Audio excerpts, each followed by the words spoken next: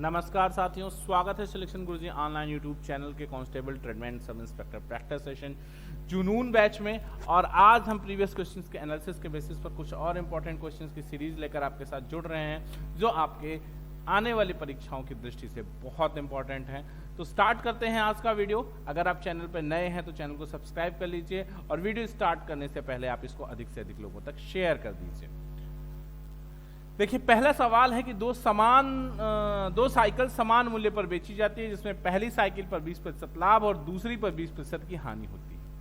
यदि पूरे व्यापार में 18 रुपए की हानि हुई हो तो उसके विक्रय मूल्य होंगे। देखो, अब तक सवाल क्या आता था, अब तक के पहले आपने सवाल पढ़ा कि दो वस्तुओं का विक्रय मूल्य कुछ दे देता था, मतलब फिक्स विक्रय मूल्य, और कह देता था कि पहली को 20% लाभ पर और दूसरी को 20% हानि पर बेचेगी तो समग्र लाभ हानि प्रतिशत क्या। लेकिन यहां दे दिया कि जो हानि हो रही है ये बेट श्योर है कि अगर एक को 20% प्रॉफिट पर और एक को 20% के लॉस पे और दोनों का सीपी समान है, दो समान मूल्य पर बेची जाती हैं, तो उस परिस्थिति में हानि ही होती है और वो हानि 18 रुपए के बराबर है। तो उनका क्रय मूल्य क्या था, देखने की समझने की कोशिश करिएगा। ये सवाल बहुत आसान और बिना किसी कैलकुलेशन और बिना किसी हेजिटेशन से आप इसको सॉल्व कर पाएंगे।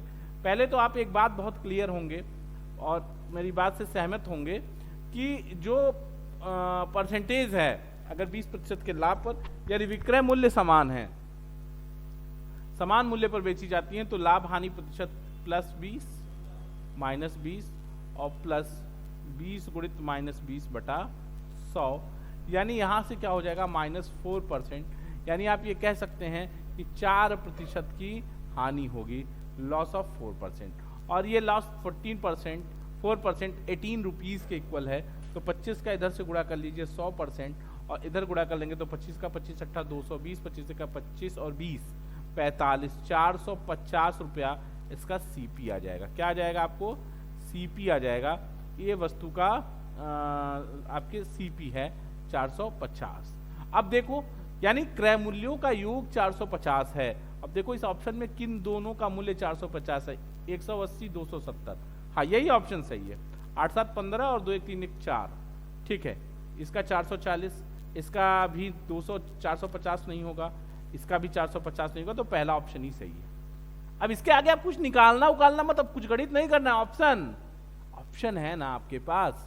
तो स्मार्ट वर्क करने की जरूरत है, हार्ड वर्क करने की जरूरत नहीं है। क्वेश्चन का सीपी निकाल लिया, समग्र टोटल सीपी निकल गया।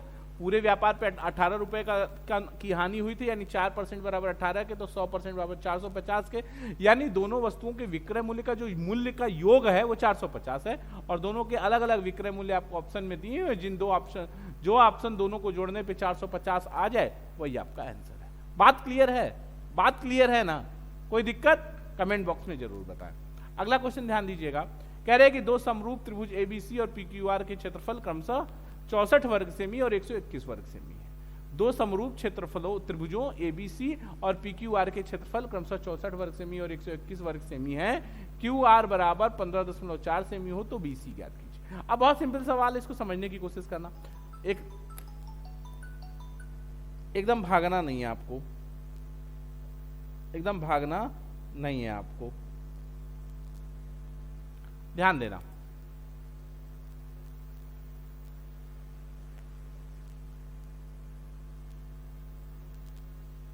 क्या करना है, दो त्रिभुज है, एक त्रिभुज है एबीसी और दूसरा त्रिभुज है पीक्यूआर।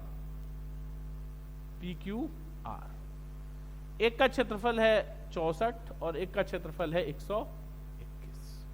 अगर क्षेत्रफल, ये एरिया का रेशियो है ना, ये एरिया है,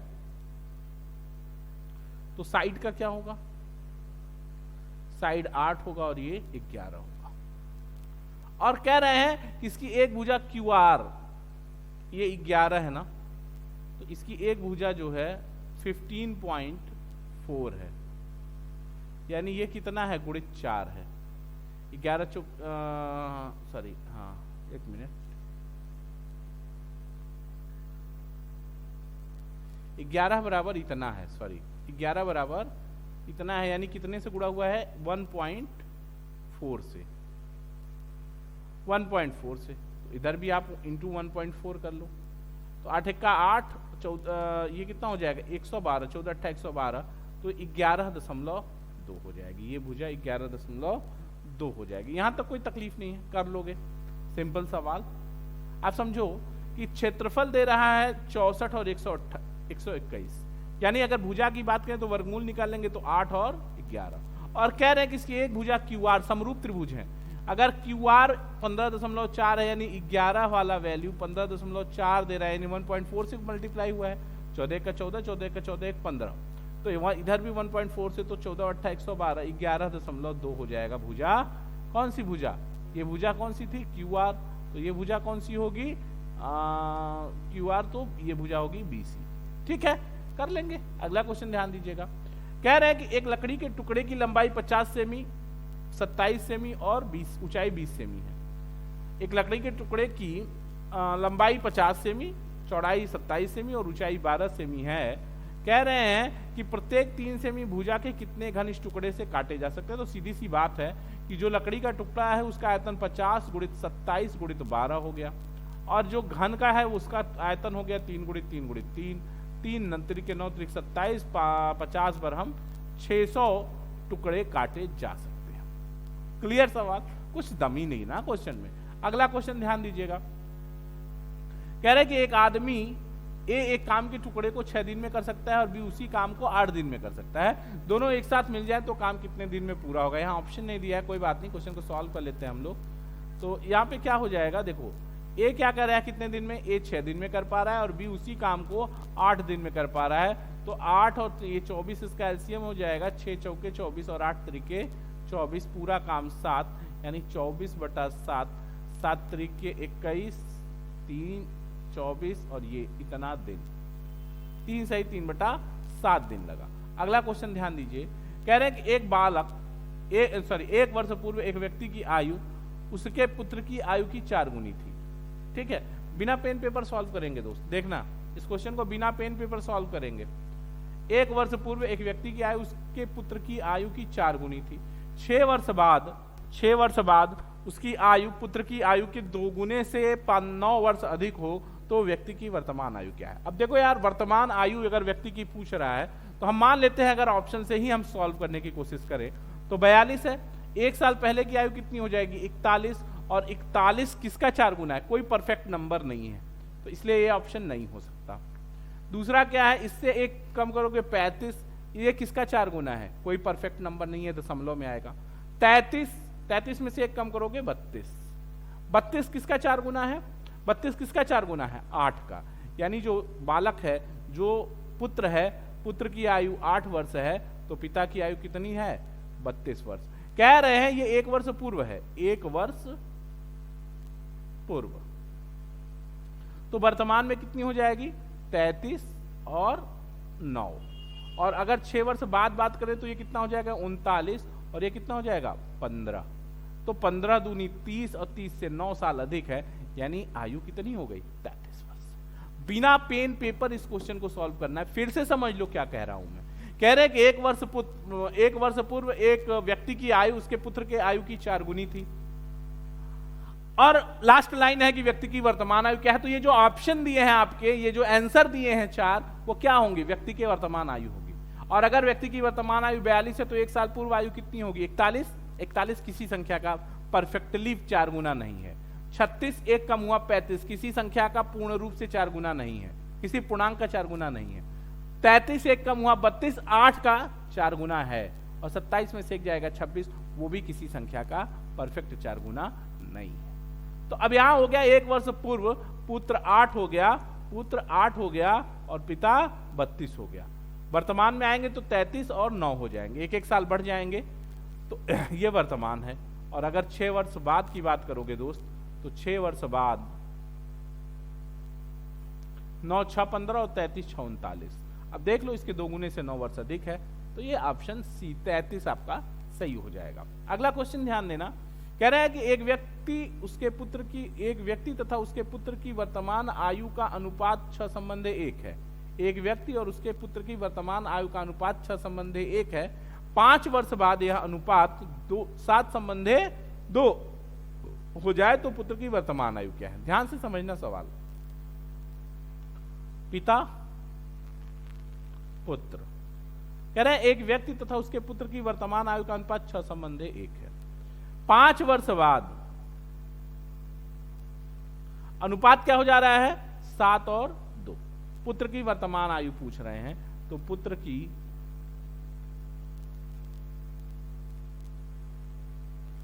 बराबर जिसकी जब की आयु पूछे तब के अनुपात में हिस्सा। ये क्या अनुपात था? वर्तमान का, और वर्तमान ही पूछा जा रहा है।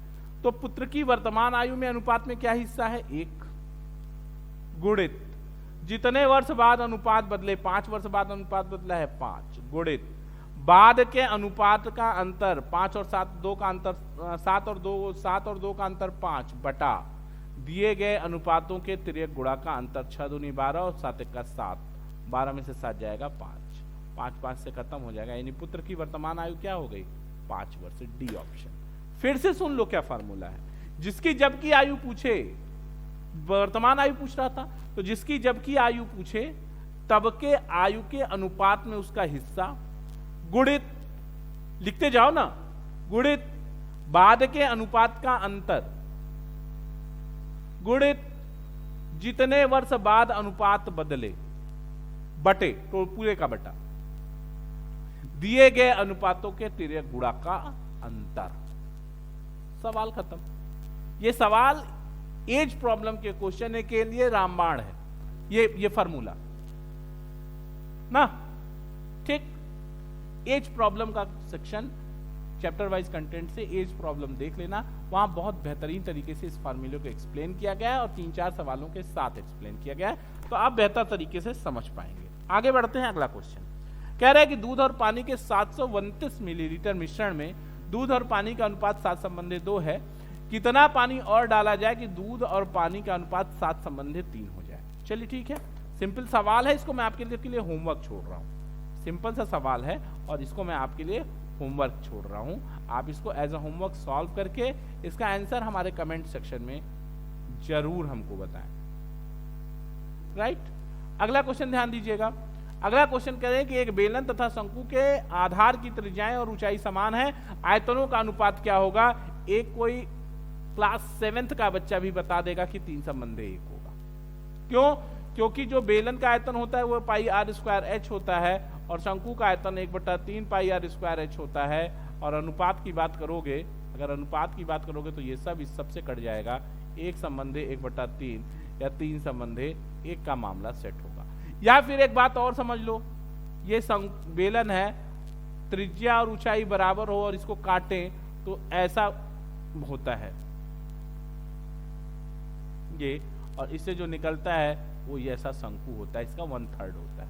ठीक है, तो अनुपात 3:1 होगा। क्लियर बात। अगला क्वेश्चन कह रहे कि एक त्रिभुज की प्रत्येक भुजा को 2 गुना कर दिया जाए तो क्षेत्रफल कितना होगा? सीधी सी बात है कि क्षेत्रफल क्या होता है, भुजाएं क्या है, 1D है, 1 डायमेंशनल है, और क्षेत्रफल क्या है, 2 डायमेंशनल है, यानी स्क्वायर हो जाएगा, यानी 2 गुना करेंगे तो क्षेत्रफल 4 गुना हो जाएगा। अगला क्वेश्चन, एक समबाहु त्रिभुज का क्षेत्रफल √3 वर्ग सेमी है, √3 वर्ग सेमी है, तो कह रहे हैं उसकी भुजा की लंबाई क्या होगी? तो उसका क्षेत्रफल क्या होता है? √3/4a² = √3, या √3 से खत्म हो जाएगा तो a² = 4 या a = 2। ये a क्या हो गया? 2 सेंटीमीटर। कोई दिक्कत? अगला सवाल। अगला सवाल करें कि एक खेल के मैदान की लंबाई और चौड़ाई 36 मीटर और 21 मीटर है। इसके बाहर चारों ओर 3 मीटर के फासले पर झंडियां लगाई गई हैं। इन झंडियों की कुल संख्या क्या होगी? परिमाप निकाल के 3 से भाग दे दीजिएगा और कोई एक्स्ट्रा दिमाग मत लगाइएगा कि एक घटाना है या जोड़ना है। बता दे रहा हूं पहले कोई दिमाग इसमें एक्स्ट्रा नहीं बढ़ाना है। क्या करना है? सीधा सीधा इसका परिमाप निकालना है। चूंकि ये मैदान है 36/21 का, 36/21 का मैदान है और 3-3 मीटर की दूरी पर झंडी लगानी है, तो 36 + 21 × 2, तो 36 6 1 7 और 3 2 5 1 3 2 5 57 × 2 और बराबर हो गया 114, और झंडी 3-3 मीटर पर लगेगी तो बटा 3, 3 3 9, 2 11, 3 8 24, 38 झंडियां लगेंगी। ठीक, कोई भी एक्स्ट्रा दिमाग प्लस माइनस मत लगाना कि एक जोड़ना है घटाना है। लगा लेते हैं लोग बुद्धि उसमें, तो बुद्धि नहीं लगाना, सीधा सीधा सा सवाल है। अगला सवाल कह रहे हैं कि किसी आयत की लंबाई 60% बढ़ा दी जाती है, इसकी चौड़ाई कितने प्रतिशत कम कर दी जाएगी? क्षेत्रफल में कोई अंतर ना हो, बहुत सिंपल सवाल है, कमी लाना है। क्या आप कह रहे हैं कमी लाना है, तो कमी के लिए क्या है 60 बटा 160 गुणित 100, सॉल्व कर लेंगे आप इसको, 37 सही 1/2%। फर्स्ट ऑप्शन आपका सही हो जाएगा। अगला क्वेश्चन कह रहा है कि कोई व्यक्ति धारा की विरुद्ध 15 किमी तथा धारा की दिशा में 27 किमी की दूरी जाता है। यदि प्रत्येक दूरी तय करने में उसे 6 घंटे लगते हो तो धारा का वेग क्या है। तो बहुत सिंपल सवाल यह है कि दोस्त धारा के विरुद्ध चाल x माइनस वाई बराबर कितना, चाल बराबर दूरी बटा समय 15/6 यानी 2.5, और धारा के साथ चाल यानी 27/6 बराबर हो गया 27/6, 6 के 6 चौके 24, 4.5। अब अगर कह रहे हैं ये क्या है, ये धारा के विरुद्ध है और ये धारा के साथ है, तो धारा की चाल क्या होगी, धारा की चाल होगी 4.5 माइनस 2.5/2 यानी 2/2 यानी 1 kmph। कोई दिक्कत है, क्या होगी 1 kmph। और यहीं पर अगर ये पूछ लेता कि नाव की चाल क्या है, तो नाव की चाल क्या हो जाएगी, दोनों को जोड़ देंगे 4.5 प्लस 2.5/2 यानी 4×2=6 7/2 यानी 3.5 किमी प्रति घंटा। ये नाव की चाल शांत जल में होगी। आपसे धारा की चाल पूछ रहा था तो आपका सी ऑप्शन सही हो जाएगा। अगला क्वेश्चन कह रहे हैं कि दो रेलगाड़ियों की चाल क्रमशः 45 किमी प्रति घंटा और 10 मीटर प्रति सेकंड है, इनकी चालों का अनुपात क्या है। तो बहुत सिंपल है कि 45 किलोमीटर प्रति घंटा को अगर हम मीटर प्रति सेकंड में बदल ले तो 45 गुणित 5/18 और संबंध है 10, तो 9 5 45, 9 दूनी 18 और ये हो जाएगा 25 संबंधे 20 या 5 संबंधे 4। एक ऑप्शन इसमें नहीं है, डी होगा 5 संबंधे 4। क्लियर हो गई बात। 25 और ये 20, 5 5 25, 5 चौका 20, 5 संबंधे 4। अगला सवाल कह रहे हैं कि 3 किमी प्रति घंटा की चाल से चलकर अमित अपने स्कूल नियत समय से 15 मिनट देर से पहुंचता है। यदि वह अपनी चाल 4 किमी प्रति घंटा कर दे तो नियत समय से 15 मिनट पहले पहुंच जाता है। उसके स्कूल तथा घर के बीच की दूरी क्या है। आराम से सवाल को समझने की कोशिश करिए कि एक बच्चा है, अमित नाम है उसका, और वो रोज अपने स्कूल 3 किमी प्रति घंटा की चाल से जाता है तो स्कूल 15 मिनट देर से पहुंचता है। और अगर वो अपनी चाल 4 किमी प्रति घंटा कर देता है तो 15 मिनट पहले पहुंच जाता है। यानी अगर बात समझने की कोशिश करोगे दोस्त, तो इसमें बहुत सिंपल सा कॉन्सेप्ट ये है कि अगर उसके स्कूल की दूरी x है और अगर वो 3 किमी प्रति घंटा की चाल से चलता है तो उसको समय लगेगा x/3, क्योंकि समय बराबर दूरी बटा चाल। और अगर वह अपनी चाल 4 किमी प्रति घंटा कर देगा तो उसको समय लगेगा x/4। और अगर स्कूल का फिक्स टाइम 10 बजे है तो एक समय था जब वो 10:15 में पहुंचता था और अब 9:45 में पहुंचेगा। अंतर देख लो, यहाँ 30 मिनट का है। यानी इस चाल से जाने और इस चाल से जाने में x 3 किमी प्रति घंटा की चाल से जाने में, 3 किमी प्रति घंटा की चाल से जाने में और 4 किमी प्रति घंटा की चाल से जाने में जो समय का अंतर है वो आधे घंटे का, हाफ एन आवर का समय है। क्यों? क्योंकि 15 मिनट लेट से पहुंचता था यानी 10:15 पे पहुंचता था, और अगर 15 मिनट पहले पहुंचा यानी 9:45 पे पहुंचा, तो 10:15 और 9:45 के बीच का अंतर कितना आया? Half an hour, 30 minute, right. तो अगर हम ये मान लें कि x दूरी है, उसके घर से स्कूल की दूरी अगर x है तो 3 किमी प्रति घंटा की चाल से जाने में उसे कितना समय लगेगा? x/3, और 4 किमी प्रति घंटा की चाल से जाने में x/4, और इसको घटा देंगे तो इस समयों का अंतर कितना है? 30 मिनट यानी आधा घंटा यानी 1/2 घंटे। अब यहां से x/12 इज इक्वल टू हो जाएगा 1/2, या x की बात करेंगे तो ये कितना जाएगा? 6 किलोमीटर। यानी उसके स्कूल से घर की दूरी कितनी है? 6 किमी। अगला क्वेश्चन ध्यान दीजिएगा, बेसिक कैलकुलेशन का सवाल है, इसको समझने की कोशिश करते हैं। बहुत सिंपल सवाल है। ये सवाल थोड़ा सा गड़बड़ प्रिंट था तो मैंने अपने से इसको लिख दिया है। आपको लिए मैं पढ़ देता हूं इसको कि 625 की पावर 6.25 गुणित 25 की पावर 2.6 होल बाई 6.25, 625 की पावर 6.75 इंटू 5 की पावर 1.2। अब इस सवाल को सॉल्व करने के लिए आप सारे पावर को 5 के पार्ट्स में चेंज करें। अब ये जैसे 625 है, 625 का मतलब है 5 की पावर 4 और 4 की पावर 6.25 गुणित 5 की पावर 2 और उसकी पावर 2.6 अपॉन 5 की पावर 4 इंटू 6.75 इंटू 5 की पावर 1.2। ये है, ठीक है। यहां तक कोई तकलीफ नहीं है ना, कर लोगे भाई। अब देखो 5 की पावर 6.25 का मतलब 6 चौके 24 और 1 25, 5 की पावर 25 गुणित 5 की पावर 26 दूना पावर 5.2 अपॉन 5 की पावर 6 चौके 24 3 27 गुणित 5 की पावर 1.2 जोड़ देंगे तो 5 की पावर 25 5 30.2 के बटे 5 की पावर 28.2 और ये घट जाएगा तो 5 की पावर 2 और 5 की पावर 2 का मतलब 25। आपका आंसर बी करेक्ट हो जाएगा। क्लियर है इतनी बात? तो आज सिलेक्शन गुरुजी के प्रैक्टिस सेशन बैच में इतना ही। कल फिर मुलाकात होगी कुछ और बेहतरीन क्वेश्चंस की सीरीज के साथ। देखते रहिए सिलेक्शन गुरुजी ऑनलाइन। जय हिंद, जय भारत।